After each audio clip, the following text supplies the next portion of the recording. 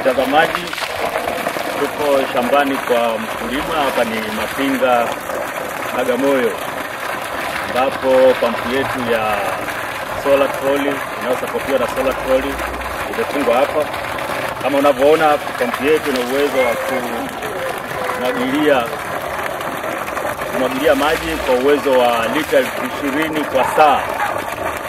Pampu ambayo inasapotiwa na paneli 4 wati 430 kama zinavyoonekana hapa nyuma. Na kama tunavyoona, ndugu mtazamaji, mama mkulima hapa anafurahi kwa sasa. Pengine sasa anaweza kumwagilia, na umwagiliaji huu utatumia gharama nafuu ukilinganisha na pampu nyingine za dizeli na petroli ambazo inamtaka mkulima aweze kutumia gharama kubwa za kununua mafuta kwa ajili ya uendeshaji.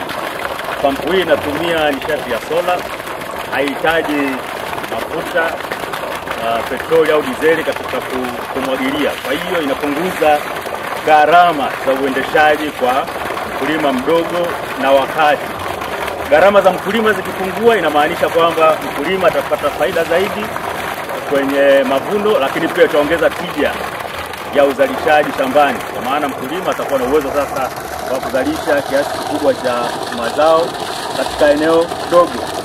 Tunafahamu suala la mabadiliko ya tabia nchi, ambapo mvua zitabiriki, na mfumo huu wa sola unaoendeshwa na solar trolley unampa uhakika mkulima kuvuna.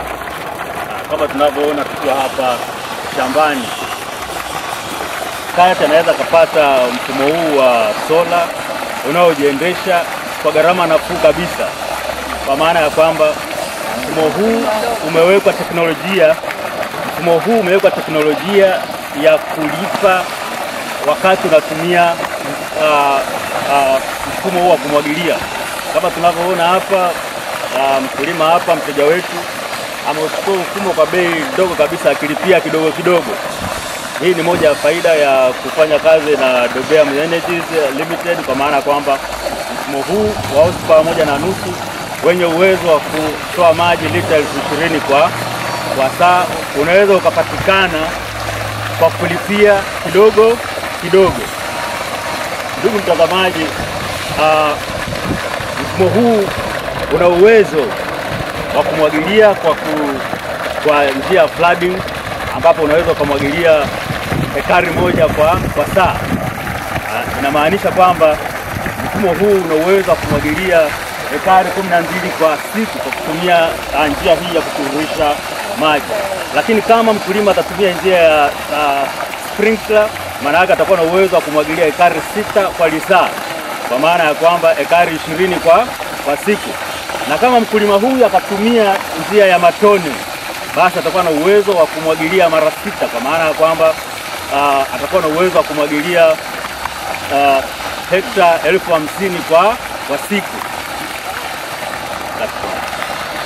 Baada ya shughuli ya umwagiliaji, kama unavyoona shambani hapa, shughuli ya umwagiliaji imemalizika, na toroli letu la sola sasa linaweza likakunjwa kwa ajili ya safari ya kwenda store kuhifadhiwa.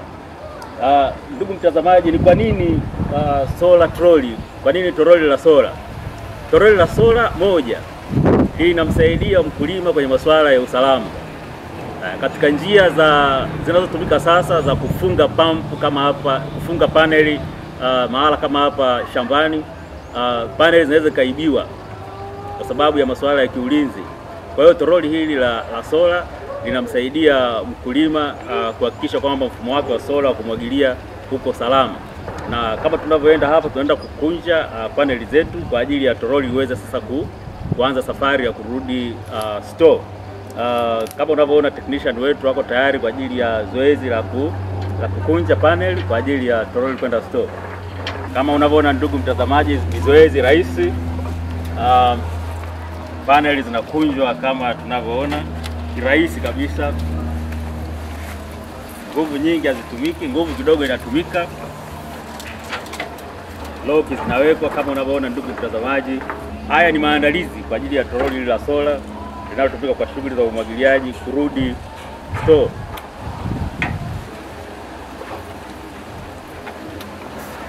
Ndugu mtazamaji, hii ni hatua ya kwanza ya kukunja panel. Tunaingia hatua ya pili, ambazo sasa panel zinaweza kaa kwenye nafasi ambapo sasa zinaweza kusafirishwa na toroli hili kwenda kuhifadhiwa kwa ajili ya umwagiliaji wa siku inayofuata, kama tunavyoona kwenye picha.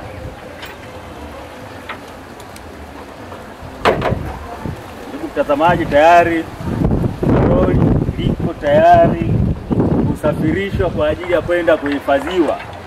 Na toroli hili, ndugu mtazamaji, kama unavyoliona, lina uwezo wa kusafirishwa kwa njia tatu. Moja, kama tunavyoona hapa, linaweza likavutwa kwa mkono. Lakini pili, toroli hili linaweza likavutwa kwa pikipiki.